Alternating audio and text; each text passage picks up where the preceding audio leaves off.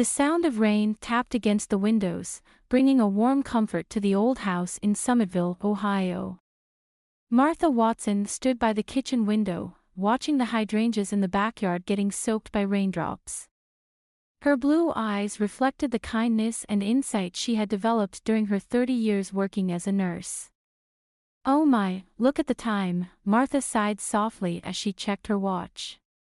Her daughter April was due to arrive with her granddaughter Olivia soon. The table was already set with lemon tea and Martha's homemade blueberry muffins. Today, April and her husband Blake were scheduled to leave for a 6-month overseas assignment. The doorbell rang, and Martha hurried to answer it.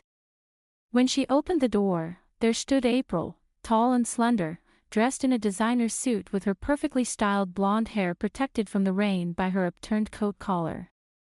"Mom, I'm sorry. We're a little late," April said, giving her mother a quick kiss. Behind her stood 12-year-old Olivia. Martha caught her breath at the change in her granddaughter. The bright, energetic Olivia she had seen at Christmas had faded. She was thinner now, with slumped shoulders, and her beautiful brown hair had lost its luster. "Olivia, say hello to your grandmother," April gently pushed her daughter's back. "Hello, Grandma," Olivia said in a small voice, keeping her eyes fixed on the floor. "Oh, Olivia. I'm so happy to see you." Martha approached her granddaughter and tried to give her a gentle hug, but felt Olivia's body stiffen. Still, she kept her smile and said, "Come on in. I've baked muffins."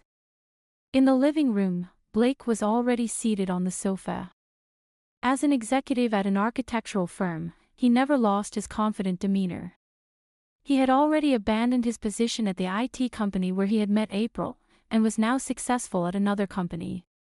He stood up and gave Martha a perfect smile. "Martha, you're looking as young as ever.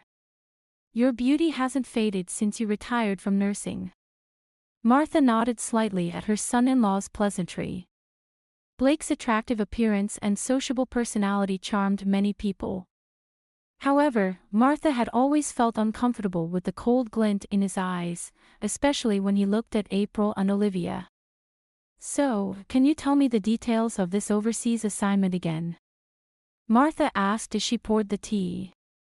Before Blake could answer, April began explaining quickly. "Blake's company won a big project in Singapore. I've also been tasked with launching a new business in the Asian region. We'll both be busy, so we thought it would be best to leave Olivia with you." Martha carefully observed her daughter's face. April's eyes showed signs of fatigue, and she seemed anxious despite her words. Over the past few years, April's phone calls had become less frequent, and family gatherings rarer. Martha had tried several times to express her concerns, but April always said, "I'm fine, Mom. Just busy with work," and changed the subject. "Olivia, would you like to see your room?" Martha gently asked her granddaughter. "I've prepared the sunniest room on the second floor for you." Olivia looked at her mother before nodding slightly. As Martha went up the stairs with her granddaughter, she was pained to see how much thinner Olivia's back looked than ever before. When they reached the room, Olivia sat quietly on the edge of the bed. Martha stood by the window, opening the curtains to show the view outside. "Look, you can see the big oak tree in the backyard, can't you? A family of squirrels lives there. In the morning, you can see them scurrying busily around the tree." Olivia looked toward the window, but her response was minimal. Martha sat down beside her granddaughter and gently placed a hand on her shoulder. "What's wrong, Olivia? Is something bothering you?" Olivia looked into Martha's eyes for a moment. There was something unspoken in her gaze. But she quickly looked away and answered in a small voice, "Nothing, Grandma." Blake's voice echoed from downstairs. "We need to get going. Olivia, come down to say goodbye." Martha didn't miss the trembling of Olivia's body. At departure, April hugged Olivia tightly and said, "Be good. Don't cause your grandmother any trouble." Blake merely patted Olivia's head, but there was a stern light in his eyes that could be taken as a warning. Don't worry, Martha. Olivia is an easy child. I'm sure she'll enjoy her time with you. Martha smiled at Blake's words, but the smile didn't reach her eyes. She couldn't shake the feeling that she was missing something important. After the car drove away, Martha and Olivia remained at the entrance. Martha gently placed her hand on her granddaughter's shoulder and said, "Well, it's just the two of us for a while now. You can tell me anything." Olivia just nodded silently. Morning sunlight streamed through Martha's kitchen window, creating a band of golden light on the table. Martha was making French toast, specially garnished with maple syrup and strawberries for Olivia. As she cooked, she waited for the sound of her granddaughter's footsteps, but no sound came from the stairs. "Olivia, breakfast is ready." Martha called gently toward the stairs. After a while, Olivia slowly came down the stairs.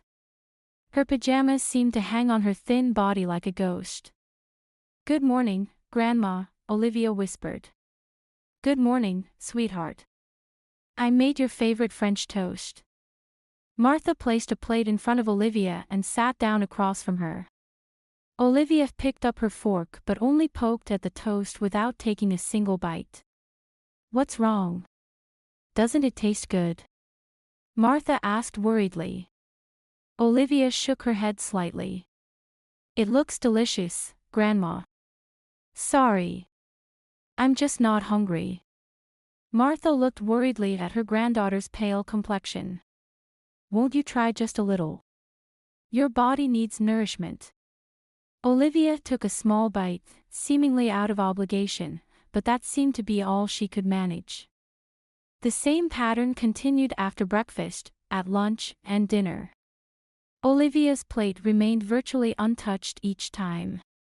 Even after several days, the situation didn't improve. Martha tried making chicken noodle soup and chocolate chip cookies, which used to be Olivia's favorites, but her appetite didn't return. "Olivia, if there's anything you'd like to eat, just tell me." "I'll make anything," Martha said, watching her granddaughter grow thinner. "Thank you, Grandma. But I'm fine." Olivia tried to smile, but her expression was sad. One night, Martha woke up to a strange sound.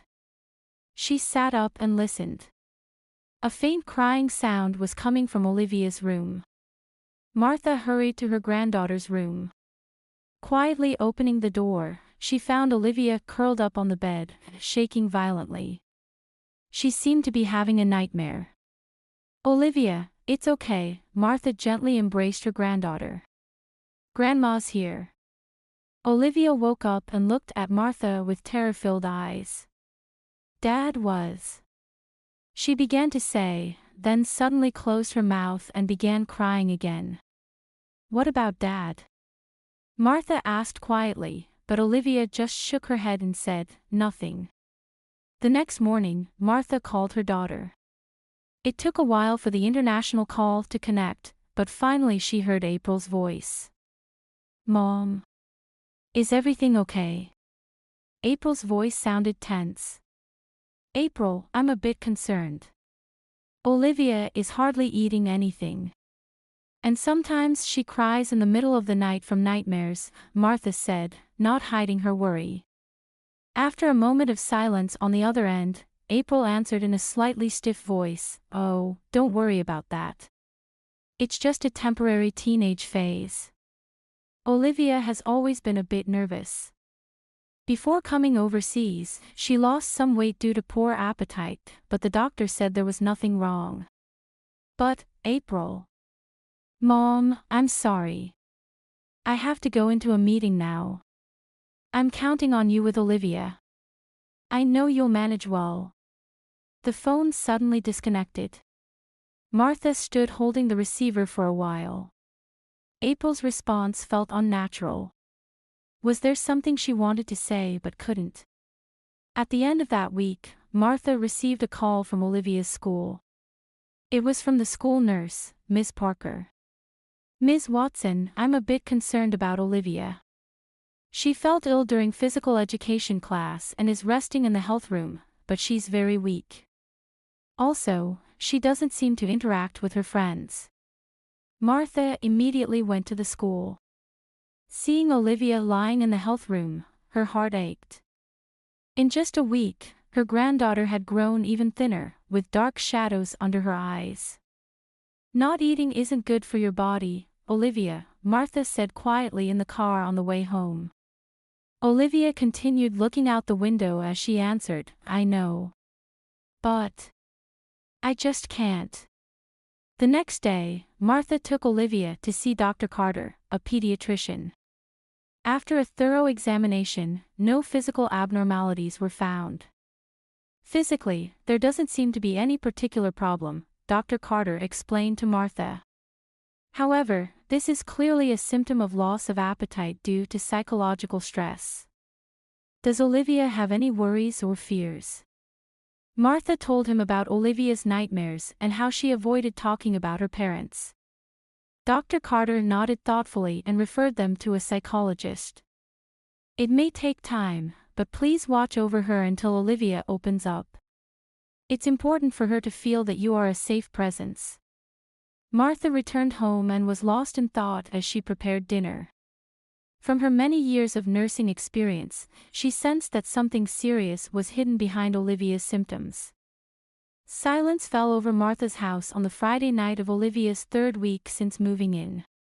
April had contacted them saying, I'd like to talk to Olivia on the phone with Blake over the weekend, and Martha had relayed this to her granddaughter. Olivia, your mom and dad will call tomorrow morning at 9.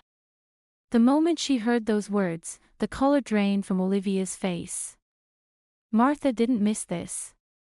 What's wrong? Don't you want to talk to mom and dad? Olivia quickly shook her head. No, that's not it. However, at dinner that evening, Olivia was even less able to eat than usual. She just stirred the contents of Martha's homemade pot pie with her fork. Martha watched her granddaughter worriedly but didn't pressure her. You don't have to force yourself to eat. But if you get hungry, just let me know anytime. As the night deepened, Martha was reading a book in her bedroom. The clock had already passed 10, and the house was quiet. Suddenly, there was a gentle knock at the door. Come in. The door opened, and Olivia stood there like a small shadow. She was wearing white pajamas and tightly clenching her hands. Grandma, I need to talk to you, Olivia's voice trembled. Is that okay, now? Martha put her book aside and sat on the edge of the bed. Of course, Olivia. Come here. Olivia carefully entered the room and sat on the opposite edge of the bed. Keeping her distance from Martha, she hugged her knees. The moonlight shining through the window illuminated Olivia's pale face. Olivia, can you tell me what happened? Martha asked gently. Since you moved in, something's different. You're not the same as before. Has something difficult happened? Tears began to well up in Olivia's eyes. Dad. She choked on her words. Dad. Mom and I. Her words broke off, and Olivia suddenly broke down in tears. Martha didn't hesitate to move closer to her granddaughter and embrace her gently. At first, she felt Olivia's body tense, but eventually she leaned into Martha's chest. It's okay, Olivia. I'm on your side. No matter what happens, Grandma will protect you. Martha quietly rubbed her granddaughter's back, waiting for her to calm down. When Olivia's tears subsided a little, Martha offered her a tissue. Now, take your time. Can you tell me? Olivia took a deep breath and accepted the tissue with trembling hands. She stared out the window and began speaking in a small voice.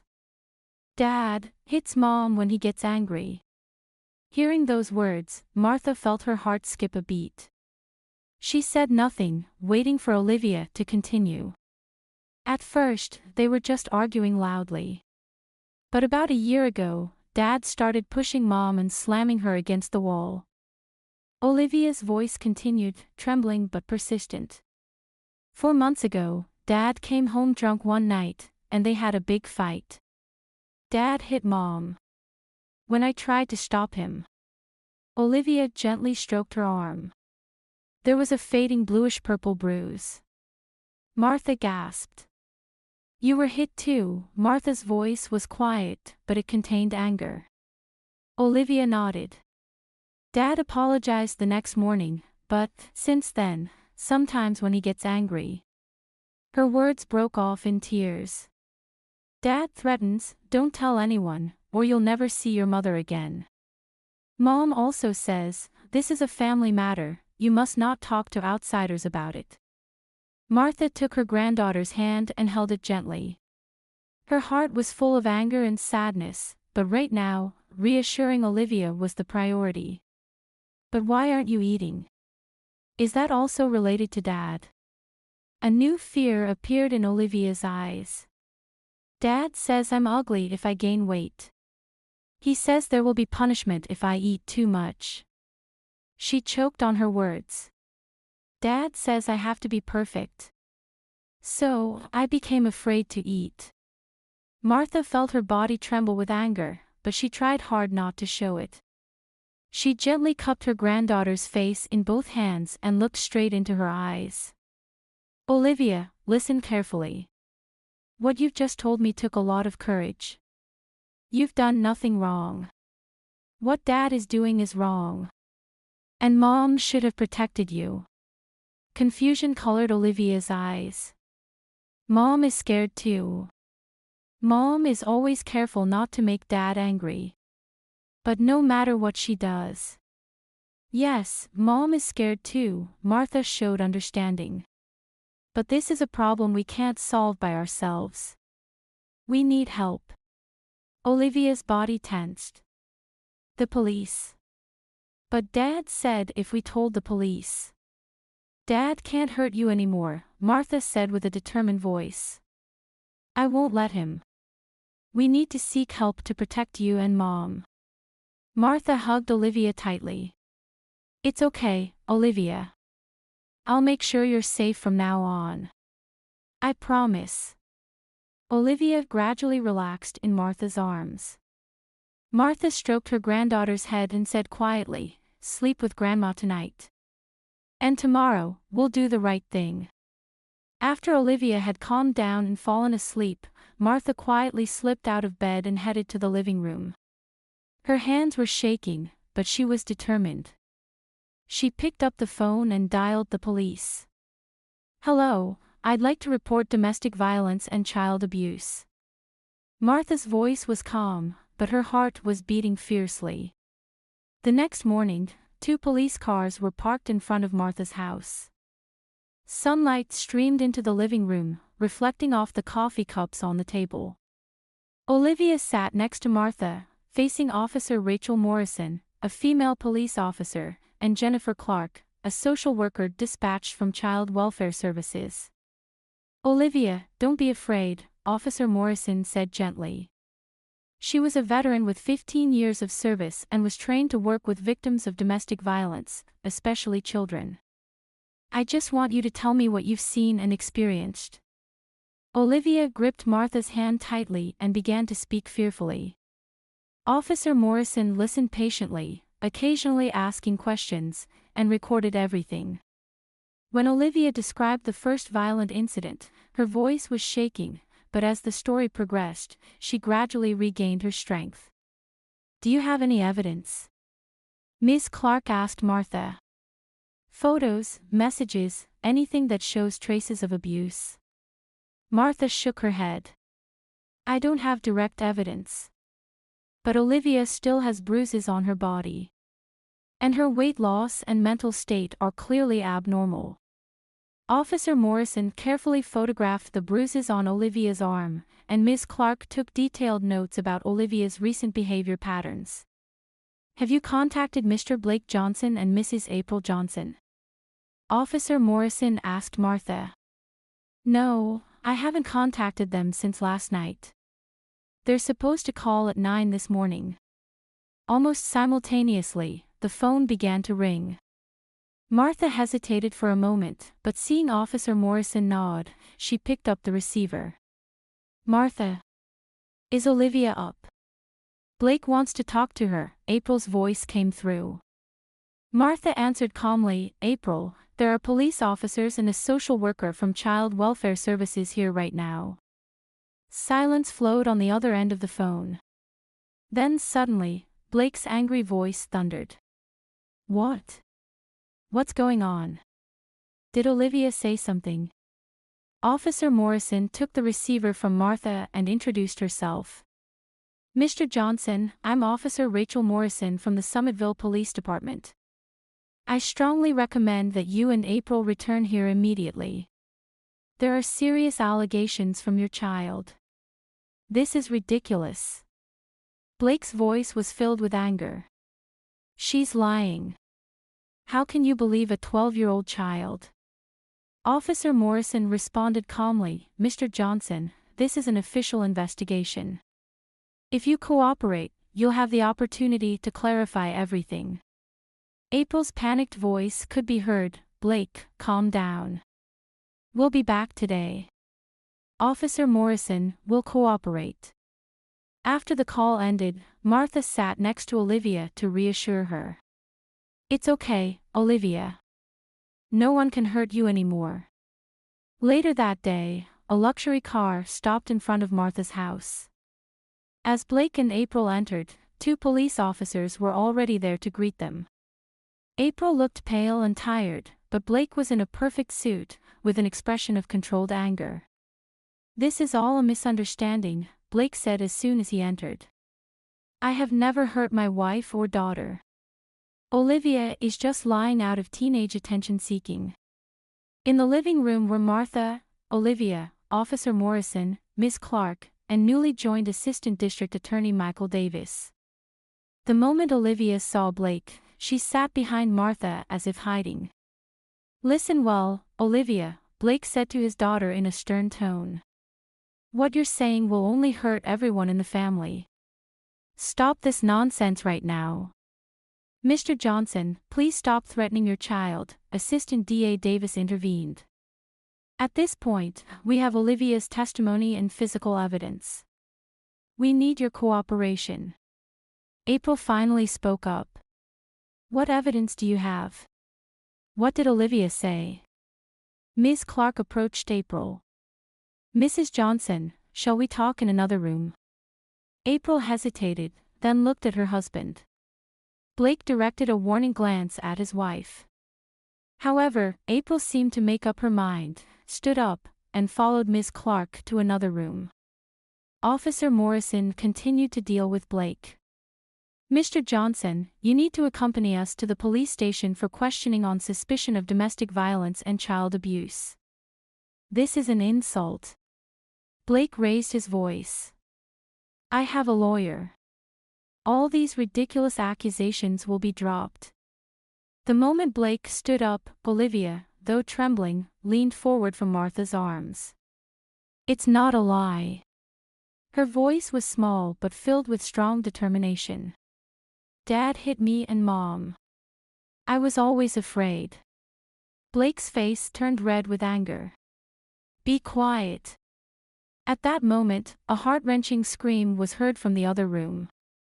Everyone turned around to see April coming out of the room, collapsing to the floor in tears. I can't take it anymore, she said in a trembling voice. Olivia is telling the truth. Blake has been abusing us for years. April rolled up her sleeves, showing multiple bruises she had been hiding. These are from last week. He always targets places that won't be seen by others. Blake rushed the overseas trip to avoid further suspicion. Blake was speechless for a moment but quickly changed his attitude. April, what are you saying? That was an accident, wasn't it? You fell down the stairs. Stop lying. April suddenly raised her voice. Her eyes were overflowing with anger and sadness that had been bottled up for a long time. You hit me. You threatened Olivia. You scared us, trying to make us do what you wanted. Assistant DA Davis signaled to the officers, who handcuffed Blake. Blake Johnson, you are under arrest on suspicion of domestic violence and child abuse. Blake tried to resist, but he was already being held by both arms by two officers. You'll regret this. I have power, he shouted as he was taken away. After he was let out, April staggered over to Olivia and hugged her daughter tightly. I'm sorry. I'm sorry. Mom couldn't protect you.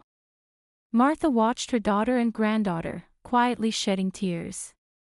Her heart was a mix of anger, sadness, and relief. From her years of experience as a nurse, she knew the road to recovery would be difficult. But the first step had been taken. Officer Morrison placed a hand on Martha's shoulder. I'll explain the procedures from here. We'll issue a protective order for April and Olivia, and also arrange counseling. We can provide temporary shelter as well. Martha answered in a resolute voice, we don't need shelter. They will live here. I will protect them. Ms. Clark nodded. It will be a long journey. But today, we've taken a very big step. Outside the window, the police car carrying Blake drove away. 1 year later, the spring sunlight shone brightly through the windows of Martha's house. In the backyard, the blue flowers of the hydrangeas were beginning to bud, and new leaves were flourishing on the old oak tree. From the kitchen wafted the sweet aroma of pancakes cooking. Grandma, do we have enough maple syrup? Olivia's cheerful voice echoed from the stairs. Martha smiled and answered, yes, plenty. April, how's the coffee? Perfect, Mom. April came in from the garden and kissed her mother's cheek. A gardening glove was draped over her shoulder. I picked some wildflowers. The bluebells are so beautiful this time of year. The three gathered at the breakfast table. Olivia was plumper than before, with a healthy redness returned to her cheeks. She took a large pancake onto her plate and poured plenty of maple syrup over it. Nervous about your school presentation today? Martha asked her granddaughter. Olivia showed a confident smile. No, I'm all prepared. Mrs. Parker said my poem has a chance of winning the contest. April gently stroked her daughter's hair. Your poem is truly wonderful, Olivia. Your strength comes through in your words. A year had passed since that day. The lives of the three had changed dramatically.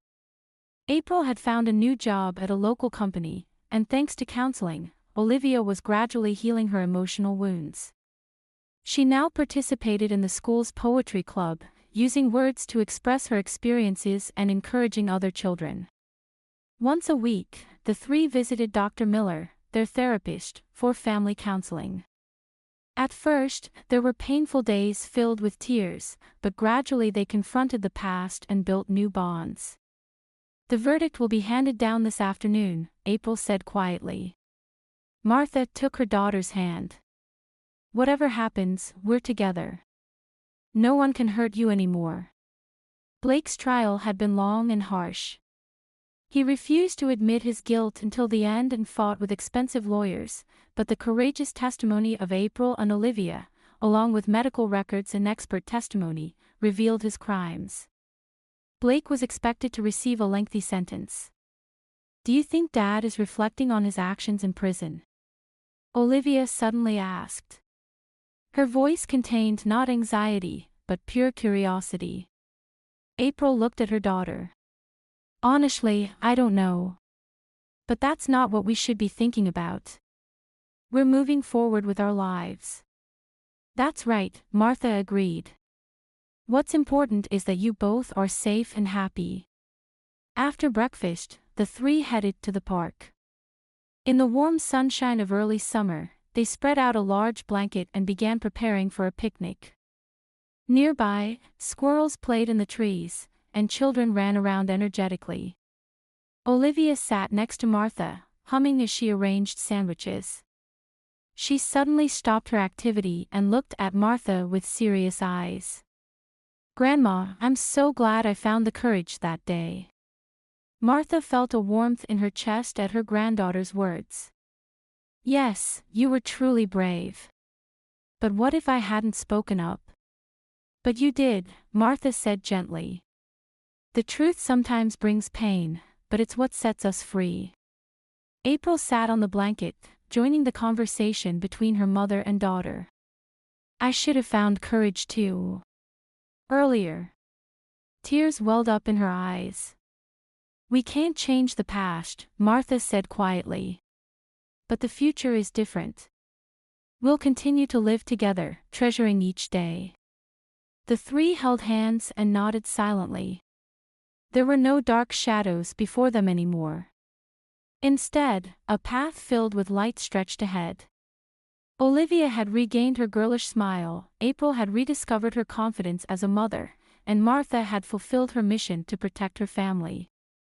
From afar, church bells rang, announcing the beginning of a new hour. Martha etched this moment in her heart. Any difficulty can be overcome with love and courage. That was the most important lesson she had learned from life.